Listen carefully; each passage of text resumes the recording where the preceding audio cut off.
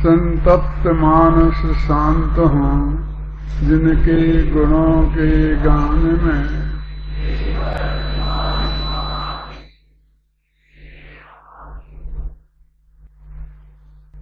सतहत्तरवीं गाथा प्रवचन सार ज्ञान तत्व प्रज्ञापन, उसमें शुभ परिणामाधिकार चल रहा है। 77वीं गाथा की चर्चा आज करनी है। चर्चा तो बहुत हुई है गाथा की, क्योंकि रोजाना ही किसी न किसी रूप में इसकी चर्चा आ जाती है, क्योंकि ये केंद्र बिंदु वही है। उन्होंने पिछली कम से कम सन गाथा 63 से लेकर और जो यहाँ 77 तक आए हैं, वो यहाँ आने के लिए ही 63 से उन्होंने यात्रा आरंभ की थी, और जिसमें उन्होंने ये सिद्ध करके बताया कि पुण्य का उदय और पाप का उदय में कोई खास फर्क नहीं है। पुण्य के उदय में जो भोग सामग्री प्राप्त होती है और पाप के उदय में जो भोग सामग्री प्राप्ति होती है, तो पुण्य के उदय वाले जो पुण्यवान लोग हैं वे, और पाप के उदय वाले जो भाग्यहीन लोग हैं वो दोनों में ही 5 इंद्रियों के विषयों की लालसा हमें वैसी ही दिखाई देती है। अज्ञानियों में, मिथ्या दृष्टियों में तो दिखाई देती ही है, लेकिन उन्होंने जो उदाहरण दिए हैं वे उदाहरण भी अकेले अज्ञानियों के नहीं दिए। चक्रवर्ती अज्ञानी नहीं है, इंद्र अज्ञानी नहीं है, अहिमेंद्र अज्ञानी नहीं है। मतलब ज्ञानियों में भी अप्रत्याख्यानावरण के उदय में भी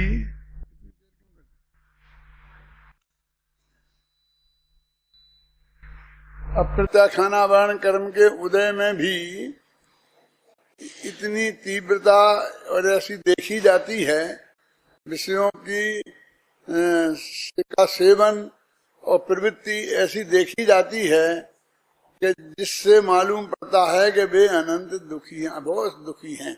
अनंत दुखी नहीं भी कहो, क्योंकि अनंतानुबंधी कसाय नहीं है। तो जब वो एक दफे सम्य दर्शन हो गया तो अनंत वाला मुद्दा तो खत्म ही हो जाता है। हर जगह से अनंत शब्द हट जाता है, क्योंकि सब चीज का अंत आ जाने वाला है, ऐसी पोजीशन आ जाती है। और आगे ये भी कहा है कि चौथे काल के जो थे, क्योंकि अहिमेंद्र चौथे ही काल में होते हैं, ध्यान से सुनो, अहिमेंद्र चौथे ही काल में होते हैं। पंचम काल में यहाँ से मर के कोई अहिमेंद्र नहीं होता। और गृहस्थ वाला मन श्रावक कोई अहिमेंद्र नहीं होता। जो मुनि देश को धारण कर लिया है जिन्होंने, और जो भावलिंगी मुनिराज हैं नग्न दिगंबर, वे अहिमेंद्रों में पैदा होते हैं। देखो अब सम्मत दर्शन मिथ्या दर्शन वहां गौण हो गया है, क्योंकि वो 9वें ग्रीविक तक अहिमेंद्र हैं, और वहां द्रव्यलिंगी मुनि जाता है और श्रावक नहीं जाता है। पंचम गुण स्थान वाला भावलिंगी सम्यक दृष्टि श्रावक वहां नहीं जाता है। इसलिए पुण्य का ठेका धर्मात्माओं के ही है। कहां से आई बात देखो, वो अभव्य है, अभव्य भी है, और वो भी वहां 9वें ग्रीविक तक जाता है। बहुत से लोग ये प्रश्न करते हैं कि साहब ये तो बात बिल्कुल सही है कि अपन जैनियों के पास सब तरह की अनुकूलता ज्यादा है, हम लोगों के पास पुण्य पवित्र जीवन हमारा ज्यादा है। ऐसा लगता उनको, किसी न किसी तरीके से हम उस परिग्रह को, जो महापाप है वो ज्यादा है, उसको पुण्य के रूप में प्रस्तुत करते हैं, अपनी अच्छाई के रूप में प्रस्तुत करते हैं, हमारी उपलब्धि के रूप में। लेकिन मैं कहता ऐसा नहीं है। अभी आप अदोने के पास ही बहुत है। चोरी में भी किसी को सफलता मिलती है ना, वो भी पुण्य के उदय से मिलती है। यदि पाप का उदय हो तो चोरी करते पकड़ा जाता है। जब तक ये इनकम टैक्स की चोरी कर करके आप मोटे हो रहे हो ना, तब तक वो पुण्य का योग है उसमें। जिस दिन वो पुण्य खलास हो जाएगा और पाप का उदय आएगा तो एक क्षण में ये नहीं रहेगा कहां से कहां बात पहुंच जाएगी। बहन भैया, ये बहुत पक्की और नक्की बात है। इसमें किसी सेठिया का मुंह देखने की बात नहीं है। ख्याल में किसी की भलाई बुराई की बात नहीं है ये, लेकिन अत्यंत सावधानी की बात है। तो इस गाथा तक वो ये समझाते आए कि पुण्य और पाप में कोई अंतर नहीं है। और अंतिम जो तर्क था वो ये था कि पुण्य के उदय वाले और पाप के उदय वालों में 5 इंद्रिय के भोगों की तीव्रता एक से लेवल की देखी जाती है। कभी कभी तो सम्यक ज्ञानियों की भी, सम्यक दृष्टियों की भी मिथ्या दृष्टियों से ज्यादा देखी जाती है। आप कैसी कैसी बात करते हो ये तो देखो ना, है ना, वो नम्य गरीब तक गए हैं तो वे विषय कैसा आएगा, सेवन करते करते गए हैं क्या? गुरुदेव फरमाते थे कि उनने मुनि धर्म को ऐसा पाला था कि उमरी चमड़ी को छीलकर और उसके ऊपर नमक मिर्ची भुरको, समझे ना, वो जो सामने वाला जो कर रहा है उसको देखकर उनकी इतना क्रोध नहीं आए कि आंख का कोया लाल नहीं हो, बदले में मारना शुरू कर दे, ये कर दे, ये कर दे, ये कर दे, अपना महिमा दिखा दे, पुण्य हो, है ना, कोई रिद्धि हो तो रिद्धि से उसे वो महिमा उसकी नहीं बताई कि चंदा प्रभु की पिंडी फोड़ दी। ऐसा उपद्रव करने वालों की बात नहीं।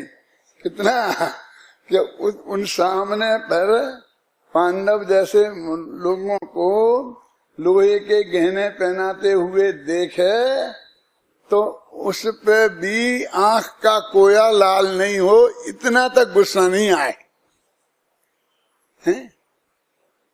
आप समझिए। तो इतनी कसाई की मंदता उसके भी हो सकती है, समझे ना। तो वो सब इसका कुछ पुण्य पाप का खेल है संयोगों में, लेकिन वो जो गृद्धता है वो तुम्हारे पुण्य ने कहाँ कम की? तो बांधने के लोभ में कभी थोड़ी बहुत कम की होगी, लेकिन जब भोगने का मौका आया, ख्याल में आई ना, तो कैसा आप स्वर्ग में जाएंगे ना तो फिर तो छोड़ भी नहीं सकते, फिर तो भोगना ही पड़ेगी। ये कहते फिर मरे जो छुटको, मरने के पहले छुटकारा मिलेगा ही नहीं और मरना भी संभव नहीं है। आपको तो लगता है कि हम चाहें तो कम से कम आत्महत्या तो कर सकते हैं, क्यों? लेकिन देवों को तो ये भी नहीं है, पक्की और नक्की बात है। अपने भी पक्की और नक्की है। अपन भी जिस क्षण अपन को मरना है उस क्षण के एक क्षण पहले नहीं मर सकते। तुम लाख कोशिश कर लेना, एक क्षण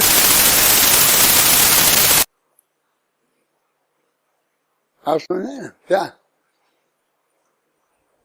अपनी जो अनित्य और असरण भावना है ना शुरू की, वो यही बात बताती हैं कि सब क्षण भंगुर है, ये हर चीज प्रति समय पलटेगी, वो किसी कीमत पर तुम उसके पलटने को नहीं रोक सकते।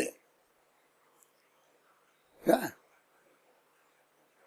और तुम्हें कोई के सहयोग से तुम उससे बच नहीं सकते, यही बात तो कही ना। लेकिन वो 5 इंद्रियों के विषयों की गृद्धता उस लेवल की है।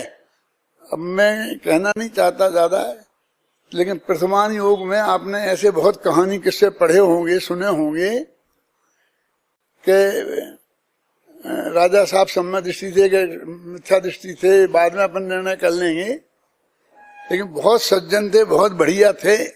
वो जिसकी लड़की पसंद आई उसकी छाती पे बंदूक रख दी कि मेरे से शादी कर, नहीं तो खत्म खेल, नहीं तेरा रात छीन लूंगा। क्यों? क्या करें? माने 5 इंद्रियों के विषयों की लोलुपता में कहीं कोई कमी नहीं है, और वे 5 इंद्रिय विषयों की तरफ एक से ही गृद्धता से दौड़ते देखे जाते हैं। इसलिए पुण्य के उदय वाले भी दुखी हैं और पाप के उदय वाले भी दुखी हैं। यहां तक अपन आ गए। अब इस गाथा में वो ये कह रहे हो कि पुण्य के वो पाप के उदय के बाद 3 चीजों पर फैलाया उनने कि पुण्य के उदय वाले दुखी हैं और पाप के उदय वाले। तो पुण्य भाव जो बंधने होते हैं, पुण्य बनते जिनसे वे शुभ और अशुभ भाव, तो फिर जब पुण्य पाप में अंतर, दोनों ही दुखी हैं, तो उनमें भी कोई अंतर नहीं रहा। पुण्य पाप में कोई अंतर नहीं रहा, उसके फल में कोई अंतर नहीं रहा, और उसके कारण में भी कोई अंतर नहीं। 3 तरफ बात गई। 2 चीजें है ना कि जो हमें जिन भावों से हमने पुण्य बांधा था, और पुण्य बंध कर जो चीज हमें मिली, फिर उसको हमने उदय में आया तो भोगा। तो ये तीनों तरफ जाकर के देखो तो पुण्य और पाप में वे दोनों एक ही जाति के हैं। समय सार की भाषा में कहें तो वे जुड़वा बच्चे हैं, जो जुड़वा पैदा हुए, एक माँ बाप के नहीं, एक माँ के ही नहीं, एक माँ के एक साथ पैदा हुए थे। बस इतना है कि एक शूद्र के यहाँ पला और एक ब्राह्मण के यहाँ पला। पुण्य ब्राह्मण के यहाँ पला और पाप शूद्र के यहाँ पला। बस खत्म। और इतनी बात उन्होंने दृढ़ता से कही। अब वो कहते हैं कि ये तुम नहीं मानोगे, ये बात जो हमने समझाई यहां तक ला करके, तो अनंत काल तक संसार में घूमोगे।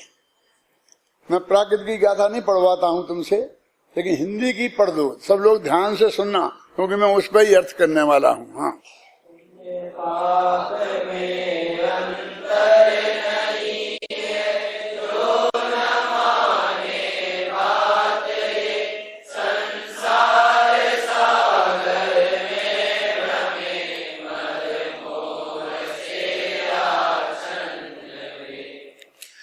आचार्य अमृतचंद्र गाथाओं की टीका लिखते हैं तो 2-2, 3-3 पेज तक लिखते हैं, लंबी लंबी, लेकिन इसमें 2-3 लाइन से काम चलाया। 2-3 कितनी 4-5 2 गाथा, 4-5 लाइनें हैं। संस्कृत में देखो आप, उसका हिंदी में पढ़ता हूं, और जहां जरूरत समझूंगा तो संस्कृत की पंक्ति भी पढ़ के सुना दूंगा कि ये इसका हिंदी अनुवाद है। देखो, विगत गाथाओं में प्रतिपादित वस्तु स्वरूप के अनुसार, यानी पहले हम जो बात कह आए हैं, ये ऊपर बराबर एवं उक्त क्रमेण लिखा ना, ये इस प्रकार जो पीछे से हम बात करते आए हैं वो उससे जोड़ा उनने, है ना। अनुसार जब परमार्थ से माने वास्तव में, परमार्थ से माने वास्तव में शुभाशुभ उपयोग में और संसारिक सुख दुख में द्वैत नहीं ठहरता। माने संसार में सुख दुख में कोई फर्क नहीं है, 2 चीजें नहीं है, एक ही है। तो उनके और पुण्य और पाप में कोई अंतर नहीं है। तो फिर है ना, क्योंकि पुण्य और पाप दोनों में अनात्म धर्मत्व समान है। ये शब्द है अनात्म धर्मत्व। इसे संस्कृत में देख लो आप, है ना। दूसरी पंक्ति संस्कृत की गद्य की, उभयत्र अपि अनाथ धर्मत्वा विशेषत्वात्, है ना। अनात्म धर्म, बस ये शब्द है। ये समझना है कि दोनों आत्म धर्म नहीं है, अनात्म धर्म है। आप समझिए ना, माने हमारा धर्म तो आत्म धर्म है ना, अखबार की बात नहीं है। आत्मधर्म नाम के माने आत्मा का जो धर्म है जिससे हमें मोक्ष मिलने वाला है, वो धर्म ना पुण्य है, ना पाप है, ना शुभ भाव है, ना अशुभ भाव है, ना संसार का सुख में है और ना संसार के दुख में। दोनों में अनात्म धर्मत्व समान है, दोनों में अनात्म धर्मपना बराबर है, बिल्कुल एक साथ। और ताजों में अंतर हो, अब तुम 1000 अंतर गिनाना, अंतर तो है ही। सोने का की बेड़ी गहना है और लोहे की बेड़ी कैदियों को पहनाई जाती है, और सोने की बेड़ी अपने घर की सर्वप्रिय महिलाओं को पहनाई जाती है ना। पैरों में सोने के कड़े पहना, मोहन कोई महाभाग्यशाली होती, राजा की रानी हो, बहुत बड़ी सेठ की सेठानी, नहीं तो गले में डालने को सोना नहीं मिलता है, तो पैरों में पहनने को कहाँ मिलेगा है? क्यों? वो कहते हैं हमें इससे नहीं है कि किसको, लेकिन जेल में दोनों हैं, अंडर कस्टडी दोनों हैं। पर एक ऐसा होता है, बड़े नेता होते हैं तो उसके घर में ही उसे कैद कर देते हैं। मुशर्रफ जैसा हो तो उसे जेल में थोड़ी डालते हैं, उसके घर के ही चारों तरफ सैनिक लगा देते हैं और तुम अपने घर में ही कैद हो। ऐसी ये महिलाएं वो घर में ही कैद हैं, सोने की बेड़ियों में कस करके आश्रम से। समझ कहते उसमें वो जेल पने में कोई फर्क नहीं है, अनात्म धर्मत्व समान है, ये बात याद रखना। क्या? दोनों अनात्म धर्मत्व समान है। इसका तात्पर्य क्या है? देखो, यह है कि पुण्य और पाप दोनों ही आत्मा के धर्म नहीं है, इसलिए आत्म धर्म के आराधकों को इन दोनों ही समान रूप के लिए दोनों ही समान रूप से अधर्म है। अब खतरनाक हो गया, अब इन्हें अधर्म कहना। अब शुभ और अशुभ भाव, अभी तो पुण्य पाप कह रहे थे और सुख दुख लोग के कह रहे थे, तो बर्दाश्त था। अब जी अब इनके बंधन कैसे होता? पुण्य पाप शुभ अशुभ भावों से। तो शुभ अशुभ भाव दोनों अनात्म धर्म से समान हैं, वे धर्म नहीं है, माने अधर्म है। अब समझ लो क्या कह रहे हैं। अब वो निकालो गाथा 69 पढ़ो।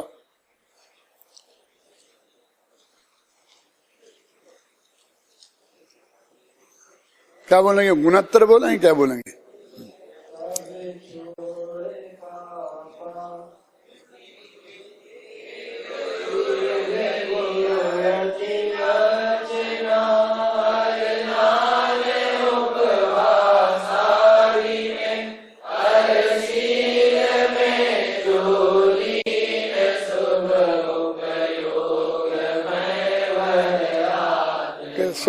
शुभोपयोग क्या है कि देव सास गुरु की पूजा भक्ति, देव गुरु यति अर्चना लिखा ना, और दान 4 प्रकार के दान हो गए, और फिर उपवास आदि जिनका अपन 10-10 दिन के करवाते हो, खूब पुरस्कार देते हैं, सबको धर्मात्मा घोषित करते हैं, इन्हीं की बात है ना।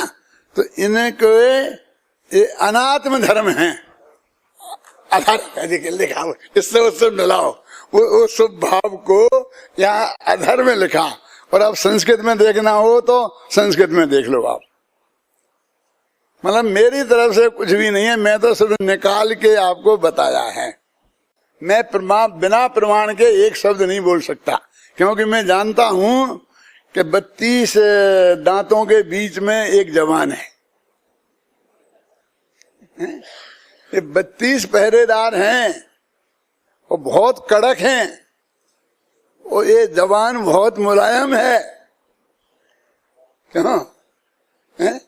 ये अपनी मर्यादा में नहीं रही और जरा भी बाहर निकली तो ये चबा खाएंगे इसे। क्यों? समझ गए ना? तो मैं कोई बिल्कुल मर्यादा के बाहर नहीं हूं। एक सही घटना बताता हूं कि मैं अशोकनगर से विदिशा जाता था, तो एक वकील साहब मेरे साथ थे, उनका नाम था बाबूलाल जी, करैया वाले थे ना, वो बहुत फौजदारी के बड़े वकील थे वहां विदिशा के।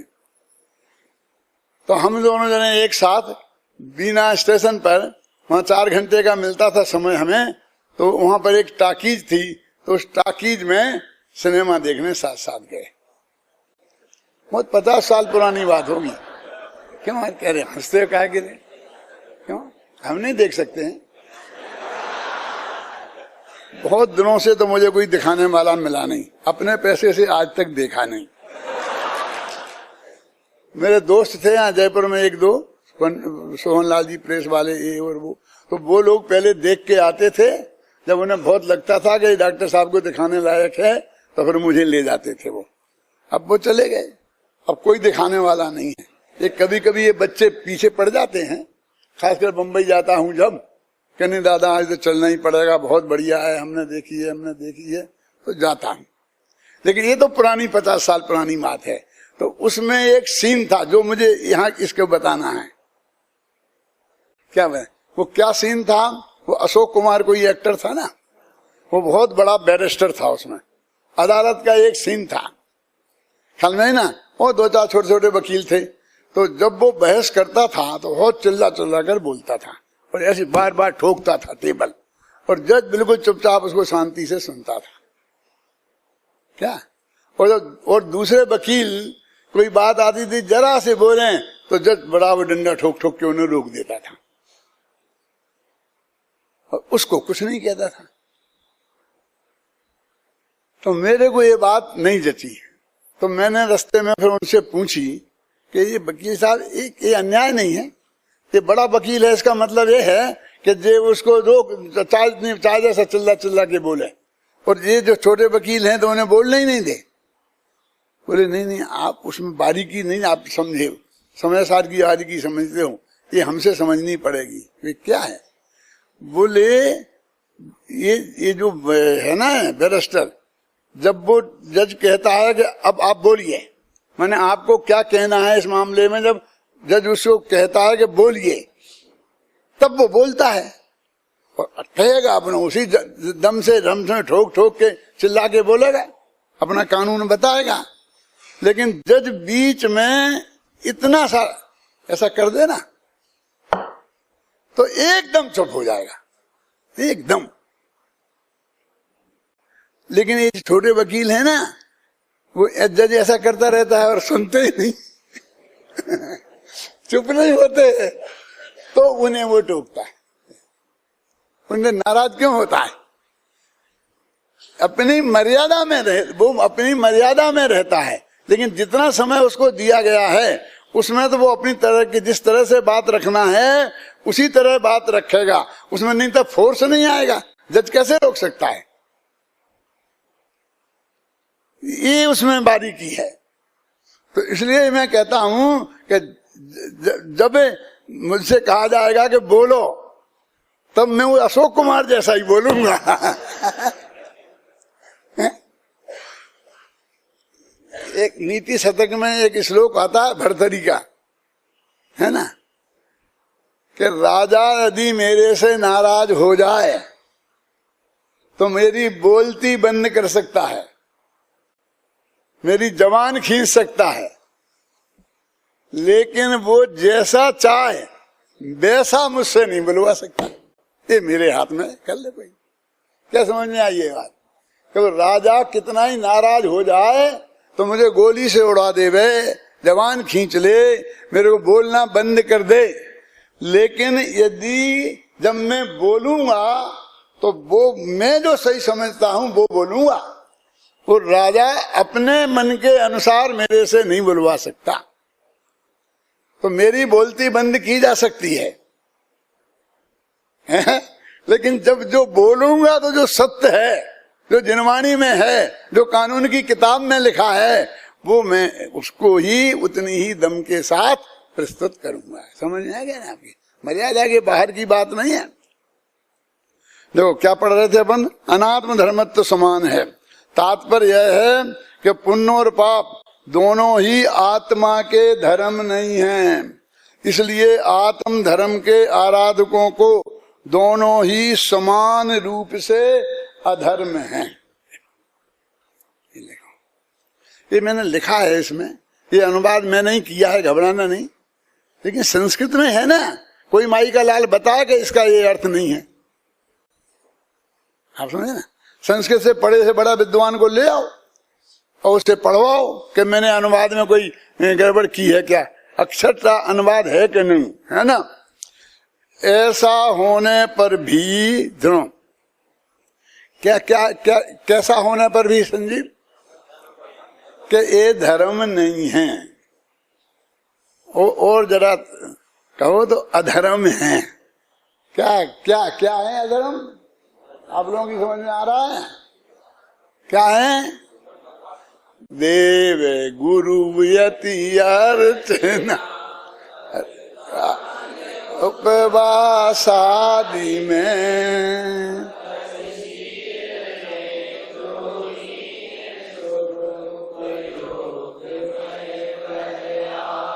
वहां शुरू किया था 69 गाथा से, और जो 77वीं गाथा पर आकर के ये निष्कर्ष निकाला है उन्होंने। अब कहते हैं ऐसा होने पर भी, अब इतनी बात तुम्हें समझा दी हमने इतनी गाथाओं में, खूब ठोक ठोक के, पीट पीट के, फिर जो जीव उन दोनों में स्वर्ण और लोहे की बेड़ी की भांति अंतर मानता हुआ, कि दोनों में फर्क है, लोहे की है, सोने की सोने की, क्या बात करते हैं, है ना। अहिमिंद्रादि संपदाओं के कारणभूत, वो पुण्य अहिमिंद्रादि संपदाओं के कारणभूत। अहिमिंद्र में तो अब ये मुनिराज की बात हो गई ना, घबराना नहीं, क्योंकि गृहस्थ अहिमिंद्र नहीं होता, शास्त्र में लिखा है। बोले दादा, वो ख्याल में आती है ना बात, क्या नहीं आती है। इंद्रादि अहिमिंद्रादि संपदाओं के कारणभूत धर्मानुराग पर अत्यंत निर्भर रूप से अवलंबित हैं। वो कह रहे हैं कि जिससे अहिमिंद्र पद मिले, ऐसा पुण्य किसके होगा, ऐसे स्वभाव किसके होंगे, समझ गए ना, कि अब उस पर अवलंबित हैं बस। तो मैं तो भाई छोटा मोटा पुण्य नहीं चाहता हूं, मैं तो बिल्कुल अहिमिंद्र सीधा सर्वा सिद्धि में के नीचे बात नहीं करता हूं। नहीं, अपन सब लगा रहा है पंचम काल में डॉक्टर साहब कौन से स्वर्ग तक जाते हैं, क्यों? मुझे डिसीजन करना है कि मुझे किस में जाना, कि दूसरे तक, बस दूसरे तक। मैंने कहा ये क्यों नहीं पूछता है कि पंचम काल में कौन से नरक तक जाते हैं? लक्षण तो नरक में जाने जैसे है, तो स्वर्ग का पूछता है क्या है? मैं कहता हूं कि हमें नहीं जाना कहीं, ना नरक में ना स्वर्ग में, हमें तो अपने आत्मा में जाना, कि नहीं जब तक मोक्ष नहीं होगा 2-4 भव में, तब तक तो तुम्हें कहीं ना कहीं जाना ही पड़ेगा। इस भव से सीधे मोक्ष में नहीं जा सकते हो। तो जाना है जहाँ क्रमबद्ध पर्याय के अनुसार, जहाँ केवली के ज्ञान में देखा होगा, जैसी हमारी परिणति हुई होगी उसके अनुसार हम जहां जाएंगे तो हम बिना मीन में किए स्वीकार कर लेंगे। कोई नो ऑब्जेक्शन कि भाई ये पसंद नहीं, ये दिला दो, ये क्या है, देखो अपन कहने नहीं, मेरे दूसरे नहीं तीसरे में मिलना चाहिए। मैं पहले समय जाने को तैयार हूं, लेकिन स्वधर्म होना चाहिए। क्यों? वो ईशान नहीं चलेगा, मैं 16वें स्वर्ग का इंद्र भी नहीं चलेगा, क्योंकि वो कोने की कुर्सी पे बैठना पड़ेगा। ये तो बीच की कुर्सी पे बैठूंगा ना, अरे ये तो आगे पंच कल्याण को भी होता 16वां स्वर्ग है? क्यों? कि नहीं, जहां जाएंगे वहां चले। मैंने अपनी किताब में लिखा है, समाज में की किताब में ये बात लिखी है कि मेरे से पूछा भाई जी, सच्ची घटना, तो जहां जाएंगे चले जाएंगे, हमें क्या ऑब्जेक्शन है, जितने दिन काटना होगा कट जाएंगे, लेकिन आप क्या चाहते हो? मैंने कहा क्यों पूछते हो? इसको जैन शास्त्र में निदान कहा गया है, तो ये निदान बंद करने के लिए मेरे से कह रहे हो? अबे जी समझ में आई बात, क्या नहीं आई? क्या कह रहा हूं? क्या मैंने जो पुण्य किया है उसके बदले में मैं नारायण हो जाऊं, मैं चक्रवर्ती हो जाऊं, मैं 5वें स्वर्ग में चला जाऊं, मैं यहां चला जाऊं, मैं पत्थर हो जाऊं, मैं पहले ही नरक में जाऊं, ये कुछ भी, ये सब निदान नाम का आर्थ ध्यान है क्या? तो तुम मुझे निदान बंद करने के लिए क्यों कह रहे हैं? सोचो सब, कि स्वर्ग में जाने की भी नहीं सोचे, देखो मोक्ष में जाने की क्यों नहीं सोच सकते? वो पंचम काल में जाते नहीं, काहे को पंचम काल का बहाना लेते हो? सुनो मेरी बात, एक गांव में एक लड़का चौथी क्लास पास था और फिर वो बर्तन चौका मलने का काम करने लग गया था। मैंने कहा बेटा तुमने पढ़ाई आगे क्यों नहीं की? कि हमारे गांव में कॉलेज है ही नहीं, हम कहाँ पढ़ते। मैंने कहां तक है स्कूल? कि 10वीं तक। तुम कौन सी क्लास पास हो? कि चौथी। तो तुम 10वीं पास हो जाते तब ये शिकायत कर सकते थे। तुम चौथी तक पढ़े और हमारे गांव में कोई स्कूल नहीं है, हमारे गांव में स्कूल नहीं है। इसका क्या मतलब है बोलिए? तुम अपनी क्षमता के अनुसार जहां पढ़ाई कर, तो तुम अपनी अयोग्यता से नहीं पढ़े, अपनी अरुचि से नहीं पढ़े। इसके अपराधी तुम 100% तुम ही हो, गवर्नमेंट नहीं है। गवर्नमेंट उनका अपराधी है कि जो 10वीं पास हो गए।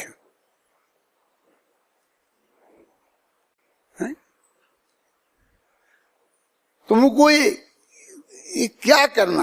तुम जितना मोक्ष मार्ग इस पंचम काल में चला जा सकता है उतना तुमने चल लिया कि नहीं? अभी कदम तो एक नहीं रखा मोक्ष मार्ग में और हम पंचम काल में खुला नहीं है, पंचम काल में खुला नहीं। ऐसी मूर्खता की बात नहीं। पंचम काल में 7वां गुण स्थान तक होता है। तुम तो अभी बादशाही में विराजमान हो, वहां से निकलने की नहीं सोचते हो। हैं? पहली क्लास से मैं स्कूल ही नहीं जाना चाहते हो। हैं? तो तुम क्या कहने का अधिकार है पंचम काल में मोक्ष नहीं होता? वहां तक तो पहुंच जाओ, जहां तक कुंद कुंद पहुंचे वहां तक तो पहुंच जाओ। अरे इस भव में कितना सा छोटा सा भव है, गिनती पे गिनने लायक दिन है। इसमें यदि तुमने इतना रास्ता पार कर लिया तो समझ लो जग जीत लिया। तो तुम तो मोक्ष मार्ग चाहते ही नहीं हो। मोक्ष दिक्कत तो ये है, अभी हमें नहीं बनना क्योंकि पंचम काल में जाते नहीं। अच्छा शास्त्र पढ़ा तुमने है? पंचम काल में 7वें गुण स्थान तक तो जाते हो। तो अगर हाँ यही तो पंडित जी हम कहते, तुम क्यों नहीं जाते हो आगे?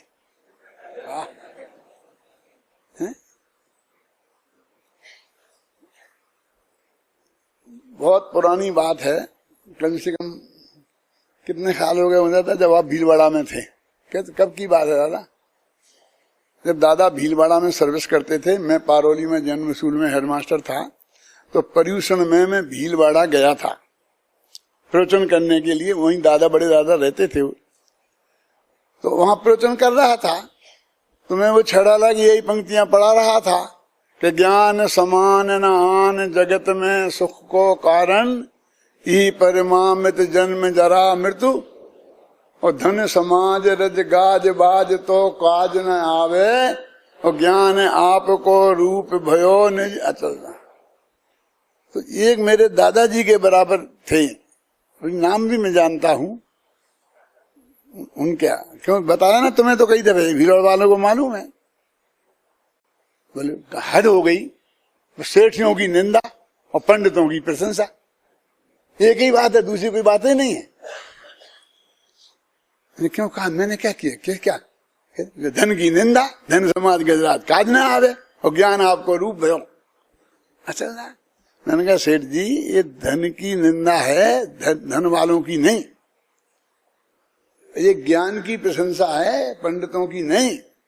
और आप क्या समझते हो, क्या कोई पंडित सेठिया नहीं हो सकता? क्या कोई सेठिया पंडित नहीं हो सकता? कोई अपने ठेकेदारी है, हो सकता है ना। तो आप ऐसा क्यों मानते हो? पंडित माने मैं और सेठिया माने तुम, ऐसा क्यों मानते हो? तो जो मैंने ऐसे कहा तो वो मेरे से बोले हाँ चुप रहो, आगे बढ़ो, तुम जैसे मैंने बहुत देखे, तुम्हारे बराबर तो मेरे पोते खेलते हैं। कोई सच्ची बात थी, पोते मेरे, उनके पोते मेरे बराबर थे, आज भी हैं। इसलिए मैं नाम नहीं लेता हूं क्योंकि फिर वही झंझट खड़ा हो जाए। सही घटना है। और मैं नई उम्र वाला, मेरी शादी नहीं हुई थी, 18 वर्ष का होऊंगा कि 17 का, बस 18 का। दादा की शादी हो गई थी, भाभी और दादा दोनों वहां थे और मैं बारौली से आया था। तो वो बोले कि अब मैं इतना अनुभवी हूं। मैंने कहा सेठ जी विषय कसाय के अनुभवी होगे, अनुभव किसे कहते हैं ये जानते हो?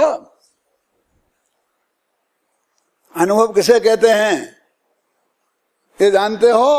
और मैंने बनारसी दास का वो दोहा सुनाया, कौन सा? वस्तु विचारत ध्यावते मन पावे विश्राम, रस स्वादत सुख उपजे अनुभवता को नाम।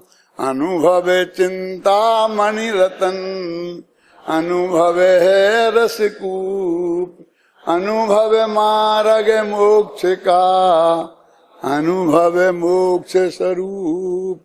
तो तिल मिला गए, इतना हल्ला गुल्ला हुआ कि प्रवचन बंद हो गया, मेरे भी रोना आ गया, मेरी भी आंख में आंसू आ गए, समाज में डिस्टर्बेंस बहुत हो गया। मैं चला गया उठ के, भी मैं नहीं करना नहीं करना प्रवचन। फिर सब समाज ने मनाया, रहा मैं, फिर प्रवचन किए। समझ में आए ना? तो ये क्या है, अनुभव किसे कहते, क्या है, पता कुछ है नहीं, और अकेले ऐसे बढ़ते जाने से कोई अनुभवी हो जाते हैं। जिस क्षेत्र का जो है, मैं कहा डॉक्टर को बुलाओ तुम दिखाने के लिए, और तुम 60 वर्ष के हो, डॉक्टर हो गए 20 वर्ष का, तो वो जो बताएगा वो दवाई खाओगे कि तुम अपना अनुभव बताओगे उसे?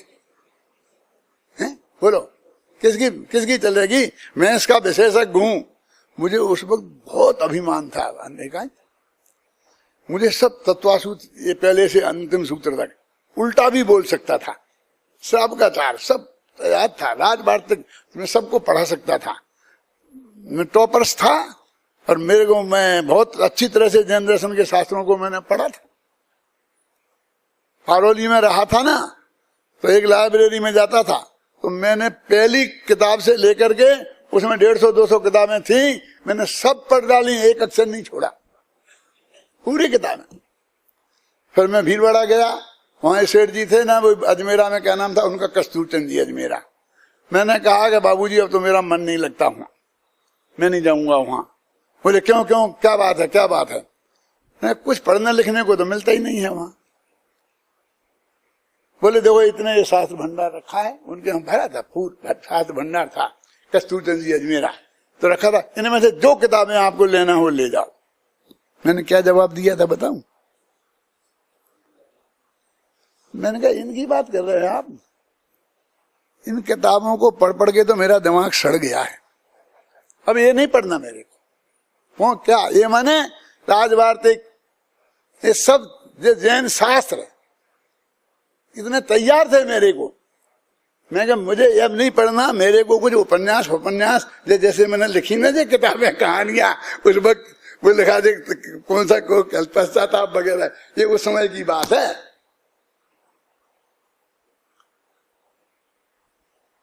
तो एक चीज है, आप पढ़ के अंदर देखो दोनों में अनात्म धर्मत्व समान है।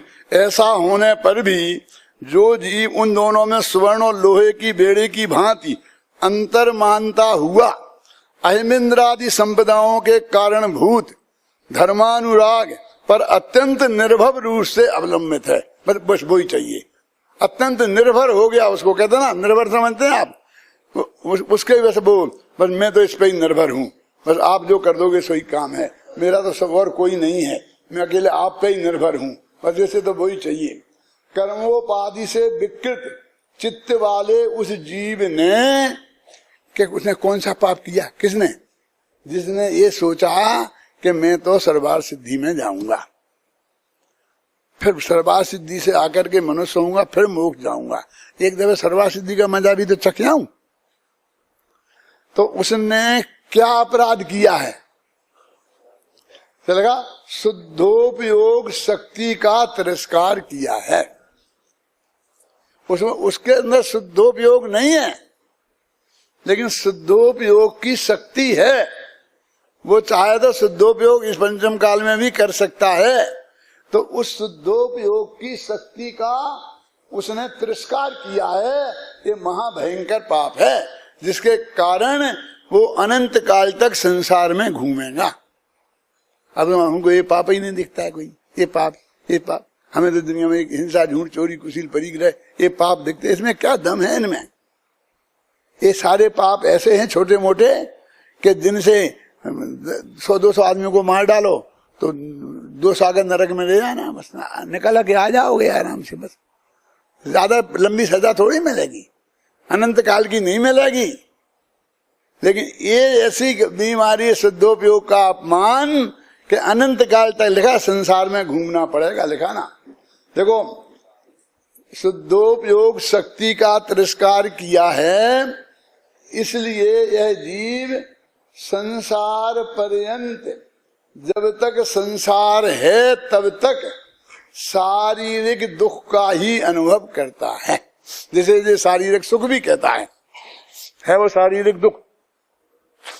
ये देखो संस्कृत अमृतचंद की शब्द हैं, ये 1000 वर्ष पहले लिखे गए, कुंद कुंद की गाथा है। विचार करो गंभीरता से।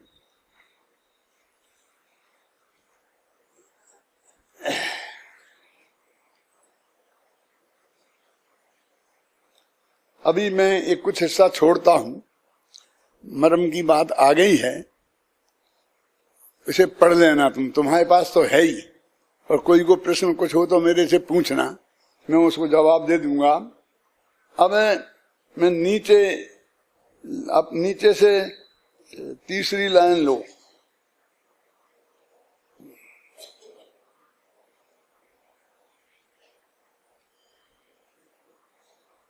हाँ, ये लो, फिर स्वयं, तीसरा पैरा, फिर स्वयं प्रश्न उठाकर, लिखा ना, फिर स्वयं प्रश्न उठाकर इस बात का स्पष्टीकरण करते हैं कि निश्चय नए से पाप के समान पुण्य भी स्वभाव से पतित करने वाला होने के कारण पाप ही है।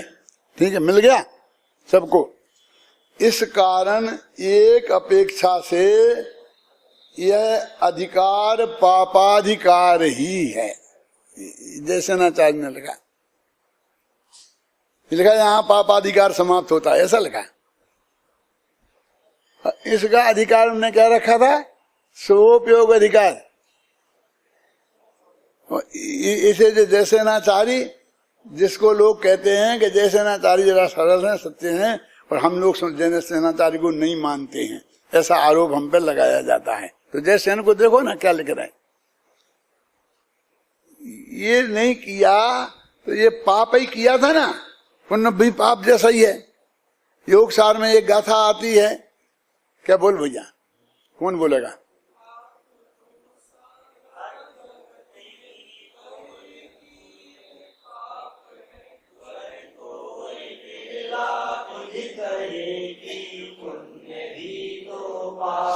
एक बार और बोलो, आधा बोला फिर।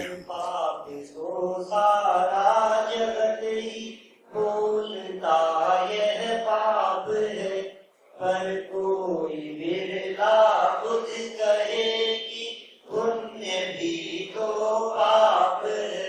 71 नंबर गाथा है। युगसार की 71 नंबर गाथा।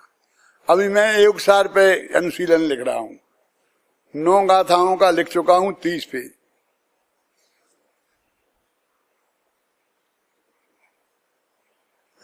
ये तो कौन सी गाथा नंबर बताई? 71।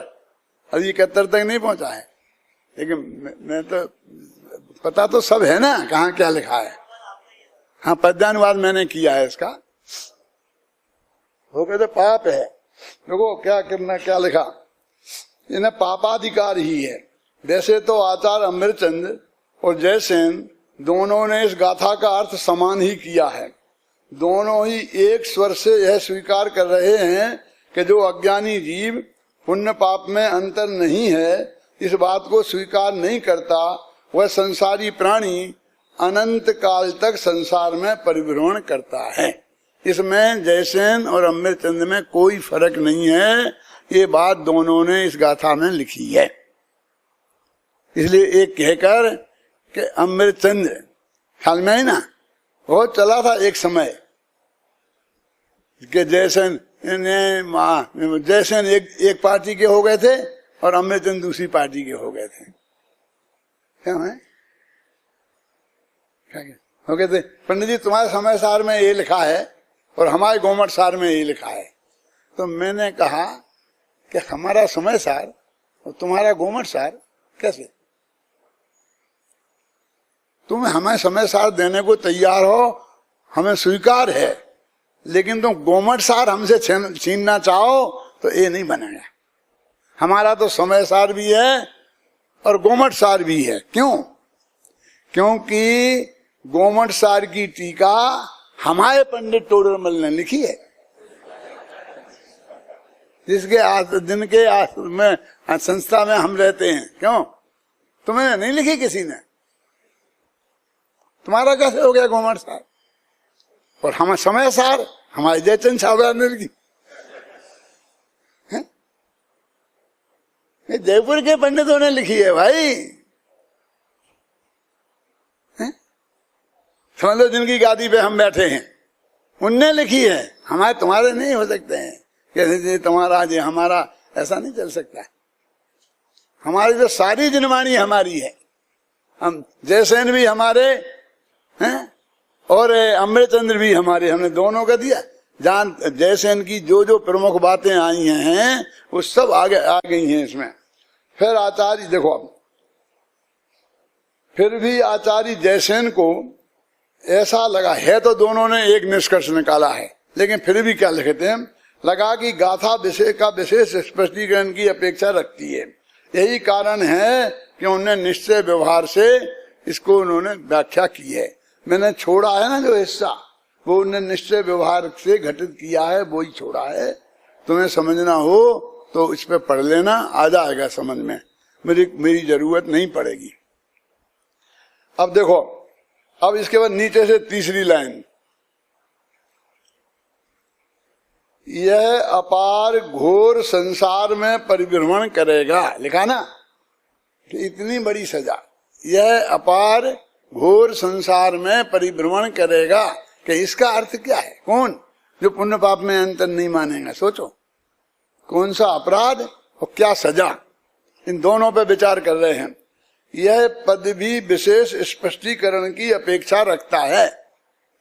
अपार घोर संसार का अर्थ अनंत काल तक भयंकर संसार में परिभ्रमण करना भी किया जा सकता है, ये भी इसका अर्थ कर सकते हैं। तो भी आशय यही है कि जब तक वह अपनी इस भूल को सुधारेगा नहीं, तब तक संसार में रुलेगा। क्या किया, अंतर क्या डाला मालूम? कुछ फर्क है। मैंने थोड़ा सरल किया है, अब मैं चंद्राचार्य की और जयसेनाचार्य की कठोरता को कम किया है। क्या कम किया है प्रदीप जी? कि वे कह रहे अनंत संसार तक रुलेगा, और मैं कह रहा कि जब तक ये भूल नहीं सुधारेंगे तब तक रुलेंगे। भूल कल ही सुधार ले तो कल ही निपट जाएगा। और ऐसा नहीं है कि ये मैंने अपनी तरफ से सुविधा दी हो, वस्तु का स्वरूप ऐसा ही है, भले उनने उल्लेख नहीं किया। क्या एक सजा का निकल जा, बस कब के लिए, मैं तेरी सारी जिंदगी मोह नहीं देखना चाहता हूं। एक ऐसा कहे भाई निकल जा, मैं तेरा मोह नहीं देखना चाहता हूं। जब तक तू अपनी गलती नहीं सुधारेगा तब तक मुझे मोह मत दिखाना, जिंदगी भर मत दिखाना। अंतर समझ में आया क्या नहीं? और कभी ऐसा आशय होता है अंदर से पिताजी का कि एक गलती सुधार ले तो वो अपना ले, सारी संपत्ति दे देगा। फिर कहता है ऐसा ही है कि तुम्हें शकल मत दिखाना जिंदगी भर, हर जबर तुम तू, जैसे मैं समझ लूं कि तू है ही नहीं मेरा। कहता है ऐसा ही है। और मेरा जैसा पंडित उसका अर्थ बताता है कि बेटा घबरा मत, तुम गलती सुधार ले, फिर हम देख लेंगे कैसे अकड़े रहते हैं जी, फिर कैसे तेरे को अनंत काल तक निकालते हैं, फिर कैसे तेरे को सारे पैसा को में से कह देते कि नहीं देंगे, लेकिन तुम गलती सुधार। क्योंकि मैं गलती नहीं सुधारूंगा कैसे होगा? मेरा भी अधिकार है, मैं अदालत में जाऊंगा, तो फिर तू निपट और बाप निपटे हो, तू निपट। क्यों फिर तू निपट जैसा है। लेकिन यदि तुम भूल सुधारने को तैयार हो तो मैंने इतनी सरलता की है इसमें, देखो। तथापि यही आशय यही है कि जब तक वह अपनी इस भूल को नहीं सुधारेगा तब तक संसार में रुलेगा। भूल सुधार लेने पर वह अल्पकाल में भी मोक्ष जा सकता है। यही कारण है कि आचार्य जयसेन इसमें अभव्य की अपेक्षा लगा देते हैं। वो क्योंकि कोई ऐसा ना मान ले तो वो कहते अभव्य, ऐसा अभव्य। कौन? जो पुण्य पाप में अंतर मानता है, ऐसा अभव्य अनंत काल तक संसार में रुलेगा। ऐसा अभव्य लगाकर वो उसकी अनंत काल तक की बात को पक्की की उनने। और मैं कहता हूं अभव्य की हम बात ही नहीं सुना रहे, हम तो भव्यों को सुना रहे। तो जब तक गलती सुधार लेगा तो काम हो जाएगा उसका। वे कहते हैं कि पुण्य और पाप के समान नहीं मानने वाला अभव्य जीव अनंत काल तक घोर संसार में परिभ्रमण करेगा। अब लिखा ना, उक्त संपूर्ण कथन का स्पष्ट अर्थ यह है। अब ये सब मैंने लिखा है, पढ़ना भी घर पर शांति से। ख्याल में आई ना? मैंने अभी यहां नहीं पढ़ रहा हूं, बहुत कुछ मैंने कह दिया है। देखो, अब निकोन विशेष ध्यान देने योग्य बात यह है, आज इस गाथा को खत्म कर रहा हूं, कल मैं अगली गाथा लेना चाहता हूं, इसलिए 2-5 मिनट आधे के पीछे हो जाए तो घबराना नहीं।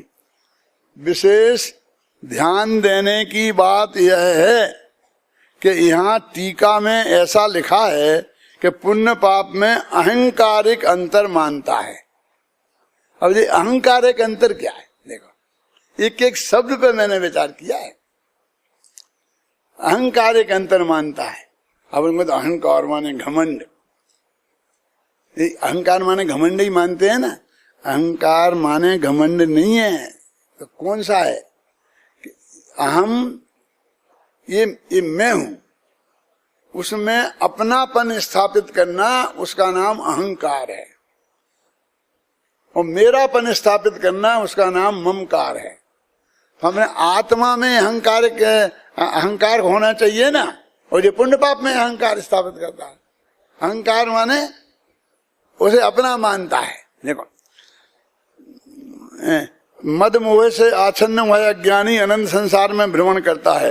अहंकार का अंतर का भाव यह है कि पुण्योदय से प्राप्त सामग्री में अहंकार माने एकत्व, ममकार माने ममत्व करता है। वह अहंकारिक अंतर मानने वाला अज्ञानी है और वह अनंत काल तक संसार में परिभ्रमण करेगा। अभी ये बातें लिखी तो सब हैं, लेकिन मैं आपको बता रहा हूं तो आपका ध्यान जा रहा है, नहीं तो आप बस वैसे ही पढ़ जाएंगे और आपको कुछ समझ में नहीं आएगा कि क्या कहा, क्या लिखा है। क्योंकि आप इतना ही गहराई से उपयोग लगाएंगे तो समझ में आएगा। अब मैं कभी अनंत काल तक तो पढ़ाता बताता नहीं रहूंगा। आखिर तो कुछ लोगों को तो अपने आप पढ़ के ही अर्थ निकालना पड़ेगा ना सबका। हर गाथा हर बात तो नहीं बता सकूंगा ना मैं, लेकिन आप इससे वो विधि सीख सकते हैं, जान सकते हैं कि कैसे निकाला जाता है अर्थ।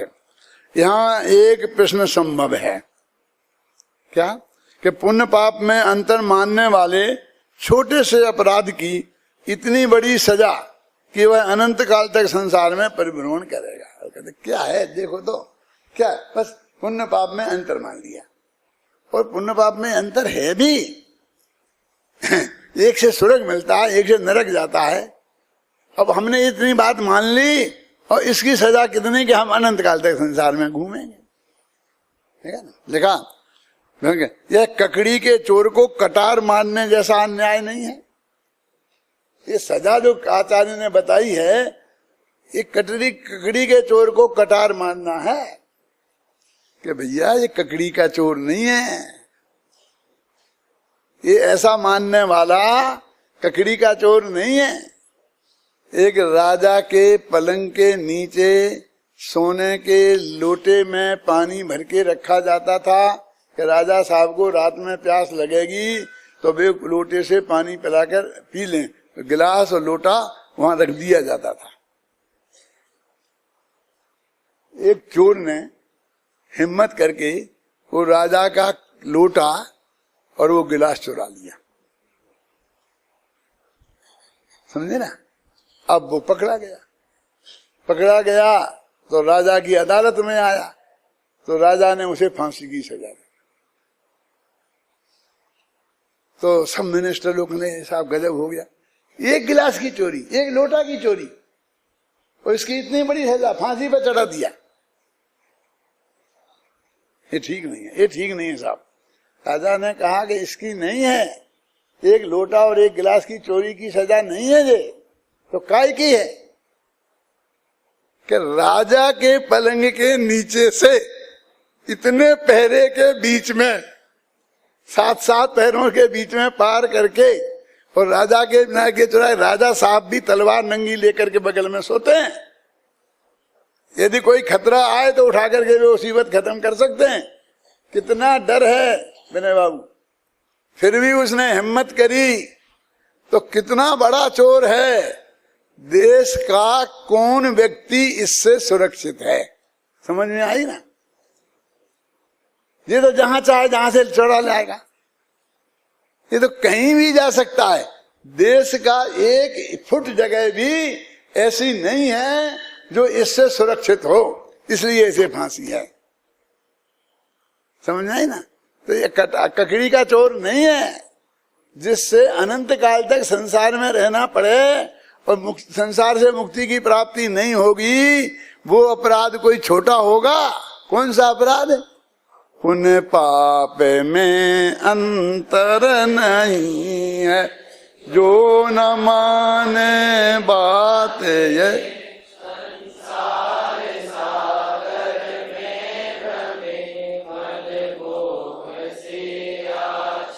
अब एक पेज और बचा है, वो आपको घर पे ही पढ़ना पड़ेगा। मैं तो कल 78वीं गाथा पढ़